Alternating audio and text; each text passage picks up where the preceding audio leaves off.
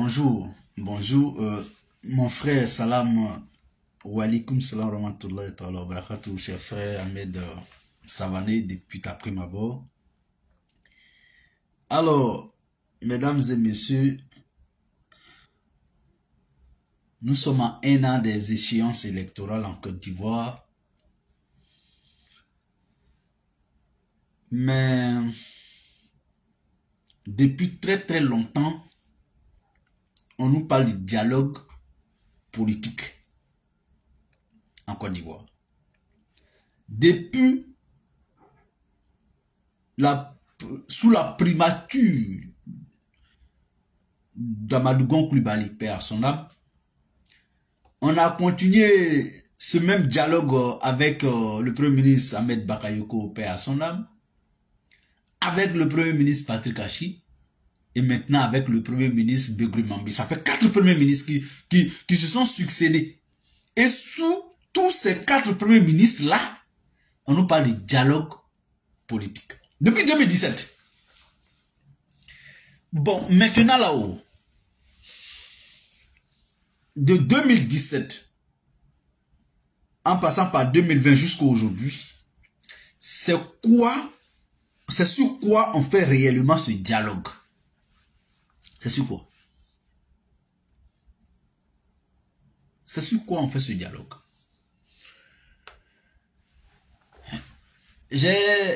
On a l'habitude d'entendre que la malhonnêteté est la chose la mieux partagée en politique.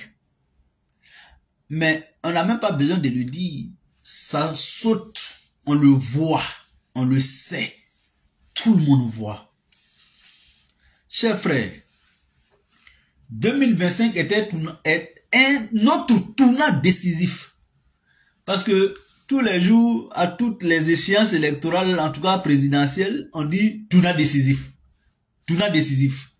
Ça là encore là, c'est tournant décisif. Et puis, nous on ne dit pas tournant décisif parce que on est en train de passer d'une étape douloureuse à une étape paisible. Non. C'est-à-dire, nous, on va de mal en pire, en tournant toujours décisivement à un carrefour. Si je peux m'exprimer ainsi. Oui. C'est-à-dire, on a toujours peur, on craint toujours une élection présidentielle en Côte d'Ivoire. Pourquoi on craint? Pourquoi tout le monde craint? Pourquoi? Parce qu'à la vérité, on ne sait pas d'avance qui d'entre nous sera victime. Parce qu'on sait au moins qu'il y aura une victime, au moins. Mais qui? Donc on a tous raison de craindre le pire. Parce que on sait au moins que ça va arriver. En fait, la seule certitude que les Ivoiriens ont à chaque échéance électorale en Côte d'Ivoire, la seule certitude qu'on a depuis les années 90 jusqu'à aujourd'hui là, c'est qu'il y aura Bordeaux. Mais qui d'entre nous? C'est ce qui fait peur à tout le monde. Parce que personne ne peut prédire que c'est pas moi, c'est l'autre. Comme on est tous dedans, donc il faut tous craindre. Maintenant, si ça se passe que toi, tu as survécu, voilà. Alain Toussaint, comment il s'appelle? C'est pas Alain Toussaint. Toussaint Kofi, paix à son âme, qui a été décapité. À quelques secondes, il ne savait pas ce qu'il attendait. Quelques secondes avant cette décapitation horrible, il ne savait pas que c'était lui. C'était à lui le tour. Non. Et les 84 autres, parce qu'on nous a donné un chiffre, officiellement, on nous a dit que c'est 85 Ivoiriens qui ont perdu la vie en 2020. Bon. La chose qui a causé ça demeure toujours. La chose qui a causé ça est toujours d'actualité. Et sur ça, c'est sur ça qu'on fait le dialogue depuis. Ils savent que cette cause qui demeure toujours peut produire les mêmes effets de 2020. Ils savent ça. Mieux que nous qui commentons l'actualité. Les acteurs savent que ce qui est là, ce sur quoi nous sommes en train de dialoguer est la cause qui a produit des effets de mort de tous ces Kofi. La chose demeure. On va allègrement en 2025 avec ça. Et on se dit non, il n'y aura rien. Attends, tu as bu l'alcool, tu es devenu ivre. Tu veux en boire encore et penser que tu ne seras pas ivre. C'est faux. Mais toi, tu es comment? Tu as bu un poison. Bon, ça t'a donné maux de ventre. Ou mal de ventre, si tu veux. Tu as pu soigner ça, ou bien peut-être que ça s'est passé. Et tu veux boire le même poison, penser que tu n'auras pas l'autre effet que ça a produit précédemment. Tu es fou. On est fou de croire que la cause qui a produit un tel effet, tant que cette cause demeurera, l'effet sera toujours produit. Ça va produire toujours le même effet. Alors, maintenant, pourquoi on blague les Ivoiriens pour dire qu'il y a un dialogue politique? Il n'y a pas de dialogue politique. On appelle ça le dialogue des sourds. Mon frère, je sais que ce que tu me montres là est bleu. Mais en l'acceptant ainsi, ça ne m'arrange pas. Donc je dis c'est blanc. C'est ça. C'est de ça qu'il s'agit. La candidature de Gbagbo a été éliminée en 2020. Celle du président Soro a été éliminée en 2020. Mais ce qui a causé ces éliminations-là, cette cause demeure. Depuis là, on dialogue dessus pour lever cette cause, pour ne pas qu'on aille encore à un autre bras de fer. Et il y a des gens qu'on trouve aujourd'hui encore dans cette Côte d'Ivoire pour dire non, cette cause, on va la maintenir comme ça. Et 2025, là, il n'y aura rien. Est-ce qu'on est sérieux quand on agit ainsi? Parce que on est dans une position confortable. Parce que c'est nous qui sommes au pouvoir. Ah, Seigneur. Et pourtant, quand nous n'étions pas au pouvoir, on criait, on chantait, on manifestait pour que nous soyons dans le jeu électoral. Cela s'est fait d'une manière ou d'une autre. On est au pouvoir. Ceux qui crient comme nous avons fait hier, on dit non, on ferme les oreilles, on ne vous entend pas crier, on ne vous voit pas crier et il n'y aura rien. Prenez les Ivoiriens un peu au sérieux. Prenez les Ivoiriens un peu au sérieux. Mais respectez-nous. On ne vous demande pas d'avoir peur de nous, vous ne pouvez pas avoir peur de nous. Là n'est pas la question. Vous ne pouvez pas avoir peur de nous. C'est même pas, on ne peut même pas imaginer que ceux qui ont aujourd'hui l'armée, la gendarmerie, la police, la douane, le trésor public, l'impôt, tout là, peuvent avoir peur de ceux qui n'ont rien. Non, c'est faux. Mais bon, le minimum de décence voudrait que, en tant qu'humain là, qu'on se respecte un peu. C'est nous, on a peur de vous. C'est un fait. Mais même quand quelqu'un a peur de toi, il faut lui accorder le minimum de respect. Parce que ce que tu donnes, tu le reçois d'une façon ou d'une autre. C'est comme le bienfait là, n'est jamais perdu. Tu sais très bien que lui là, il n'est rien, je peux l'écraser. Mais j'évite de l'écraser pour ne pas que... Parce qu'on dit ce que tu donnes, ça retourne vers toi. Un jour, de quelque façon que ce soit. Si tu écrases, tu seras écrasé. Si tu apaises, à ton tour, on va dire non. Quand il avait la force. Tu trouveras au moins une personne de bonne moralité parmi ceux qui veulent se venger là. Tu trouveras au moins une personne qui a la parole pour dire non, non, non, non, non. Vraiment, je ne veux pas rentrer dans ça. C'est vrai. Ils pouvaient nous écraser hier, mais ils ont tempéré. Ils ont fait ceci, ils ont fait cela. C'est ça qu'on appelle, tu as donné, c'est revenu vers toi.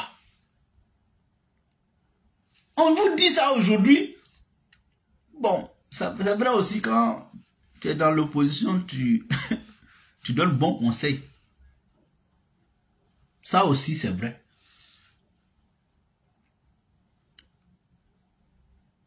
Parce que hier, quand on était RDR et puis on était dans l'opposition, là, on donnait bon conseil là aussi. À ceux qui étaient au pouvoir pour leur dire non, allez-y doucement. Hein. Le jour où vous allez perdre le pouvoir, faut que quelqu'un soit là pour dire non, non, non, ne faites pas ça. Aujourd'hui, là, ce que l'histoire retient, c'est que quand Alassane n'était pas éligible, Gbagbo a pris une ordonnance d'amnistie. Enfin, Gbagbo a pris un décret parce que la Constitution lui donnait ce droit pour faire de Ouattara un candidat exceptionnel en Côte d'Ivoire aux élections de sortie de crise. On dit ça aujourd'hui. Et pourtant, c'est depuis 2005 il a fait. Donc, environ maintenant 20 ans.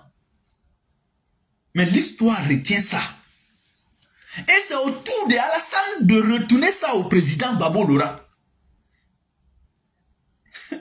Il dit non, non, non. La dernière fois, j'ai interpellé les députés de l'opposition qui ont validé le 3e mandat d'Alassane, qui nous ont convaincus que non, on va aller aux élections législatives pour que les choses puissent changer à l'Assemblée nationale, à partir de l'Assemblée nationale. Mais vous êtes là-bas. En fait, la politique là, les gens ne nous disent pas la vérité. Et je vous ai dit ça, tous les camps. Nos leaders ne nous disent pas la vérité. Allez-y aujourd'hui voir à l'Assemblée nationale. Est-ce qu'il n'y a pas opportunité au fait sur un plateau d'or aux députés de l'opposition pour introduire une loi d'amnistie? En tout cas, moi, dans ma petite compréhension, je me dis que ça, c'est constitutionnel. Mais là, s'ils ne le font pas, qu'ils nous disent pourquoi ils ne peuvent pas le faire. Quand j'ai dit ça la dernière fois, les gens, d'autres m'ont interpellé pour dire non, s'il fait ça, ça veut dire que le président Gbagbo reconnaît qu'il a fait braquage de la BCEAO. Il dit, eh. Bon, c'est un aveu aussi. Hein? Donc, ça veut dire que quand on a validé le 3e mandat en allant aux élections législatives, il faut tirer les conséquences du 3e mandat. Oui, si on estime que les députés issus de PPAC ou de l'opposition en général ne doivent pas introduire une demande de loi d'amnistie à l'Assemblée nationale pour amnistier tous ceux qui sont exclus aujourd'hui de jeu électoral, sous le prétexte que, en faisant ça, ça veut dire qu'on se porte coupable des faits qui nous sont reprochés. D'accord? Bon, on est d'accord. Mais en même temps, il faut aussi reconnaître que si tu es parti aux élections législatives sous un régime que tu as condamné, que tu as dénoncé d'illégal, alors il faut aussi en tirer toutes les conséquences. Est-ce que vous savez ce que l'opposition a fait en validant le 3e mandat? Ils ne sont pas allés seulement aux élections législatives. Ils se sont réunis. Ils se sont mis d'accord pour voter Adama Bitogo comme président de l'Assemblée nationale. L'opposition a fait ça. Vous savez ce qu'ils nous ont dit? Ils nous ont dit que c'est pour la paix, la cohésion sociale. Ils ont fait ça. Vous n'avez pas vu ça? Et ou bien je mens. L'opposition a fait ça. Quand je dis l'opposition, tous les députés de l'opposition à l'Assemblée nationale, ils se sont concertés. Victor est venu les voir pour dire qu'on va faire consensus, arrangement. Ils ont accepté. Et puis, Victor est devenu président de l'Assemblée jusqu'à aujourd'hui. Maintenant, qu'eux là, ils ont donné. Qu'est-ce qu'en retour, on leur donne? Qu'ils viennent nous dire, qu'est-ce qu'ils ont eu dans la validation du troisième mandat d'Alassane? Qu'est-ce que eux, en tant que députés de l'opposition, vous avez blagué vos militants. On a dit non, ce que vous dites, c'est pas vrai. On n'est pas d'accord. Vous avez dit non, nous sommes vos leaders, laissez, on sait ce qu'on fait. Bon, non, nous sommes à un an des élections présidentielles. Vos mandats législatifs là, en quoi est-ce que ça a été bénéfique pour vos partis politiques? Moi, je veux savoir. Il faut que l'opposition ait aussi le courage de nous donner clairement les détails de ce qu'ils ont pu gagner en termes d'évolution, ce qu'ils ont pu gagner en termes de combat à l'Assemblée nationale en faveur de l'opposition. Parce que c'est ça qu'ils ont pris pour aller aux élections législatives. Ils ont gagné des sièges. Ils ont même des groupes parlementaires à l'Assemblée nationale. Et ça là, nous on veut aussi des explications. Parce qu'il ne faut pas toujours venir dire, ils ont fait ceci, ils ont fait cela. Et vous-même, qu'est-ce que vous avez fait?